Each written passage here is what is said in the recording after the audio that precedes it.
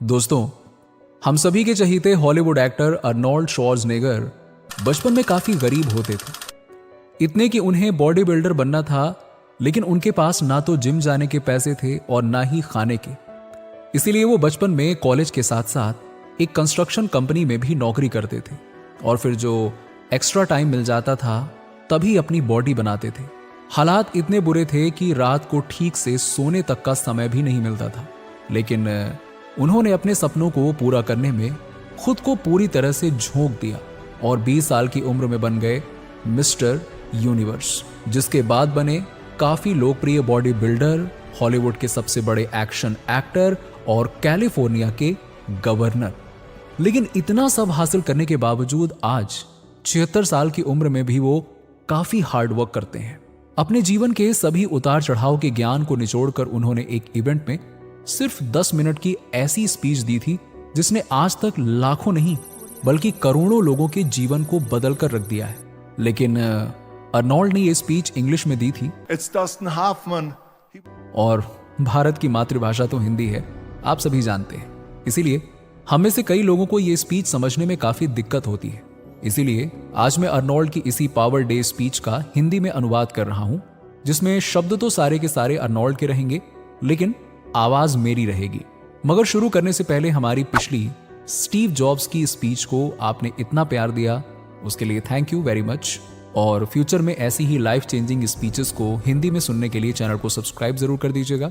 चलिए शुरू करते हैं। आज मैं यहाँ सफलता के बारे में बात करने आया हूं। तो मैं कॉलेज जाता था, मैं दिन में 5 घंटे वर्कआउट करता था। मैंने कंस्ट्रक्शन कंपनी में भी काम किया क्योंकि उस टाइम बॉडी बिल्डिंग में पैसा नहीं था। मेरे पास फूड सप्लीमेंट्स और इक्विपमेंट्स खरीदने के भी पैसे नहीं होते थे। साथ ही साथ मैं कॉलेज भी जाता था, जिम भी करता था और हफ्ते में 4 दिन रात में 8 से 12 बजे तक एक्टिंग क्लासेस भी लेता था। और इतना सब करने के बावजूद भी मैंने 1 मिनट के लिए भी खाली टाइम निकालकर रिलैक्स करने का बहाना कभी नहीं बनाया। 1 सेकंड भी मैंने वेस्ट नहीं किया और यही कारण है कि आज मैं यहां खड़ा हूं। 20 साल की उम्र में मैं पहली बार लंदन गया और मिस्टर यूनिवर्स कॉन्टेस्ट जीता, वो भी youngest contestant of mister universe. और इतना सब कुछ मैं कर पाया क्योंकि मेरा एक गोल था, एक विजन था। अगर तुम्हारे पास एक गोल नहीं है, एक विजन नहीं है, तो तुम्हें पता ही नहीं चलेगा कि तुम्हें जाना कहाँ है और फिर तुम भटकते रहोगे और फिर कभी वहां नहीं पहुंच पाओगे जहां तुम्हें जाना है। एक सर्वे के मुताबिक अमेरिका के 74% यानी कि 74% लोगों को अपनी नौकरी पसंद ही नहीं है, क्योंकि वो जॉब इसलिए नहीं कर रहे हैं क्योंकि वो उनकी ड्रीम जॉब है या फिर उस जॉब तक अपने पैशन को फॉलो करते हुए आए हैं। नहीं नहीं नहीं, बल्कि वो बिना किसी गोल के, बिना किसी डायरेक्शन के घूम रहे थे। उन्हें यहाँ वहाँ कहीं पे बहुत सारी जॉब ओपनिंग्स दिखाई दी तो उन्हें लगा कि चलो अप्लाई कर देते हैं। तो उन्होंने अप्लाई भी कर दिया, कुछ एक में वो सेलेक्ट हो गए तो बस काम करना शुरू कर दिया, क्योंकि सीधी सी बात है, बिल्स पे करने के लिए काम तो करना पड़ता है। तो बस उन्होंने काम शुरू कर दिया। लेकिन जब काम करना शुरू किया तो उन्हें काम करते करते समझ में आया कि ये तो एक बहुत ही बोरिंग रूटीन बन गया, काम करने में मजा नहीं आ रहा था। अब क्या करें ये लोग? सोच कर देखो, सिर्फ 26% लोग अपने काम को पसंद करते हैं और पूरे पैशन के साथ कर रहे हैं, सिर्फ 26%। लोग मुझसे पूछते थे कि जब मैं घंटों हैवी वर्कआउट करता था तो लोग मुझे देखते थे और कहते थे कि आप तो 5-5 घंटे, 6-6 घंटे वर्कआउट करते हो, मगर आपके चेहरे पर हमेशा एक स्माइल दिखाई देती है। जबकि दूसरे लोग जो आपकी जितनी मेहनत करते हैं उनके चेहरे पर 12 बजे रहते हैं। ऐसा क्यों होता है? तो मैं कहता था कि मुझे बस अपना एक टारगेट दिखाई देता है और मैं उस टारगेट के लिए ये सब कुछ करता हूं, जिस वजह से मुझे थकान नहीं होती है बल्कि खुशी होती है और इसीलिए हमेशा एक स्माइल मेरे चेहरे पर रहती है। सिंपल। मेरे सामने मिस्टर यूनिवर्स का गोल था। मेरा हर रिपीटिशन, हर सेट एक्सरसाइज मुझे उस गोल की तरफ एक कदम और पास ले जाता था। मैं एक्साइटमेंट के कारण रात को सो नहीं पाता था, सोचता रहता था कि कब फिर से जिम जाकर वो 500 पाउंड स्क्वाट कर पाऊंगा। मैं उत्सुक रहता था हर दिन जाकर वो 500 पाउंड बेंच प्रेस करने के लिए।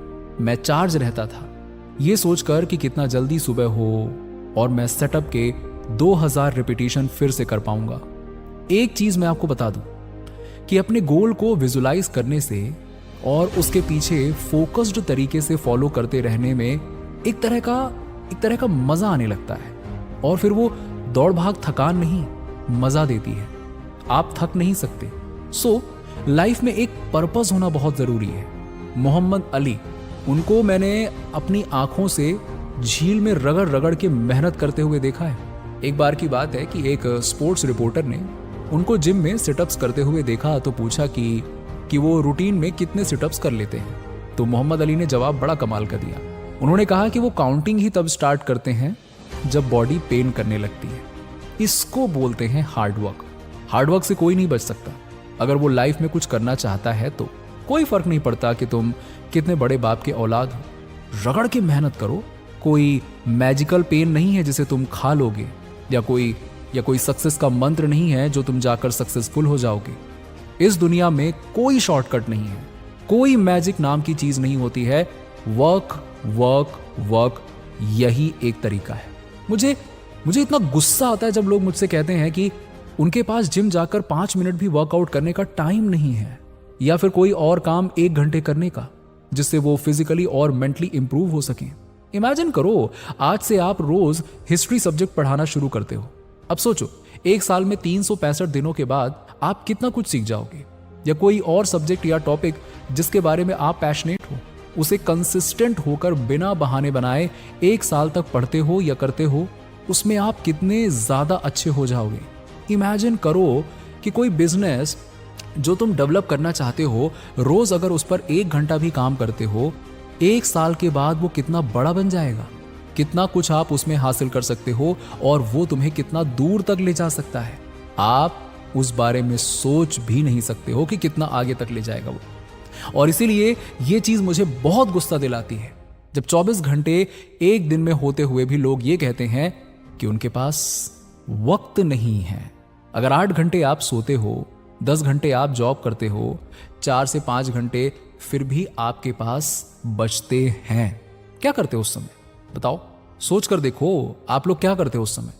लोगों से मिलते हो, खाना खाते हो, एंटरटेनमेंट या कुछ और करते हो, क्या करते हो? मगर तुम्हें यह क्लियरली समझ में आ रहा होगा कि कितना सारा टाइम 1 साल में तुम्हारे पास निकल कर आता है। अगर हम ये सारा टाइम ऐड करके देखें, अगर तुम अपना टाइम ऑर्गेनाइज करके अपने काम को ऑर्गेनाइज करके देखो तो कितना सही है। प्लान बी से मुझे नफरत है, मैं साफ बोल रहा हूं, प्लान बी से मुझे नफरत है। चलो मैं बताता हूं क्यों। क्योंकि हमारे पास में काम करने वाले कम हैं और संदेह करने वाले ज्यादा हैं। मगर वो एक प्रॉब्लम नहीं है। ऐसे डाउट करने वाले और हमारे कॉन्फिडेंस को तोड़ने वाले लोग हमारी लाइफ में हर स्टेज पर मिलेंगे। उन्हें कैसे हैंडल करना है वो हमें अच्छी तरह से आता है, लेकिन प्रॉब्लम तब आती है जब हम खुद पर डाउट करने लग जाते हैं और हमें प्लान बी की जरूरत फील होने लगती है। यह चीज सबसे डेंजरस और सेल्फ डाउट है, क्योंकि अब तुम ये कह रहे हो कि अगर मेरा प्लान वर्क नहीं करेगा तो मेरे पास बैकअप में प्लान बी होना चाहिए, और मेरे पास है। यानी जैसे ही तुमने प्लान बी के बारे में सोचना शुरू किया, तुम्हारी एनर्जी, तुम्हारा पूरा का पूरा अटेंशन डाइवर्ट हो गया किस तरफ? प्लान बी की तरफ। और ये एक सबसे बड़ा गुनाह है। अब अगर तुम प्लान ए को करते हुए या प्लान ए को करने से पहले प्लान बी के बारे में सोचते हो, तो इसका मतलब यह हुआ कि तुमने अपने प्लान ए को 100% दिया ही नहीं। जब 100% दिया ही नहीं तो वो तो फेल होगा ही ना। बिल्कुल होगा, हो सकता है नहीं, बिल्कुल होगा। और एक बात सीख लो कि जब हम बिना सेफ्टी नेट के खेलते हैं तो ज्यादा अच्छा परफॉर्म कर पाते हैं। एक प्रोडक्टिव प्रेशर होता है हम पर जो हमें अपना 100% देने पर मजबूर करता है। तो अगर तुम्हारे पास में प्लान बी है तो खुश मत हो कि वाह मेरे पास तो प्लान बी है। अगर प्लान मेरा ए फेल हो जाता है तो मैं तो सेफ हूं, मुझे कुछ नहीं होगा। मेरे पास में प्लान बी है, वो शुरू कर दूंगा। ये कोई अच्छी बात नहीं है। नफरत है मुझे इससे। इस एटीट्यूड से काम करने से आपका प्लान बी फिर से प्लान ए बन जाएगा जो कि फेल हो जाएगा। मैं तुम्हें बता रहा हूं, मेरी लाइफ में मेरे पास कभी कोई प्लान बी नहीं था। मैंने अपनी कमिटमेंट दे दी थी, full time body building champion बनना है, मतलब बनना है। मैंने फुल कमिटमेंट की खुद से कि मैं अमेरिका में सर्वाइव करके दिखाऊंगा। मैंने फुल कमिटमेंट की खुद से कि मैं शो बिजनेस यानी कि फिल्म में आऊंगा और वो भी लीडिंग रोल्स में। मैं हार्डवर्क करूंगा, तब तक करूंगा जब तक कि मैं अपने गोल को अचीव नहीं कर लेता। सेम रूल मैंने पॉलिटिकल करियर में भी फॉलो किया। तो कुल मिलाकर मेरी मानो, प्लान बी मत रखो, क्योंकि ऐसा करने से आप खुद का ही नुकसान कर रहे हो और अपने सक्सेस के चांसेस को और कम कर रहे हो। लोग प्लान बी पता है क्यों रखते हैं? क्योंकि उन्हें डर लगता है कि मेरा प्लान ए फेल हो गया तो क्या होगा। और एक बात बता दूं, हारने से मत डरो, क्योंकि फेल होने में कोई बुराई नहीं है। बड़े से बड़ा आदमी जिसके बारे में तुमने सुना है, वो कई बार फेल होने के बाद वहां पहुंचा है जहां वो आज है। तुम्हें फेल होना ही पड़ेगा अगर सक्सेस की सीढ़ियां चढ़नी है। ऐसा कोई सक्सेसफुल इंसान नहीं है जो फेल ना हुआ हो। जो हार नहीं सकता वो कभी जीत भी नहीं सकता। दोस्तों, जितने बड़े फेलियर होंगे उतनी ही बड़ी सक्सेस होगी। हम सब फेल होते हैं, इट्स ओके। मगर ओके क्या नहीं है पता है? मैं बताता हूं। हारने के बाद फिर से खड़ा ना होना, ये ओके नहीं है। फिर से फेल होने के डर से एफर्ट नहीं लगाना, ये ओके नहीं है। खुद की किस्मत या दूसरों को ब्लेम करना, ये ओके नहीं है। अपने वीक पॉइंट्स पर काम न करना, ये ओके नहीं है। वही गलती फिर से दोहराना, ये ओके नहीं है। ऐसा आदमी लूजर होता है। विनर्स फेल होते हैं, उठते हैं, फेल होते हैं, उठते हैं, हमेशा उठते हैं और कभी भी उठने में फेल नहीं होते हैं। वो वही असली विनर है। हारने के डर से आप वो कर ही नहीं पाओगे जो आप करना चाहते हो। Relax, it's okay to fail. फिर से अपनी जी जान लगा दो।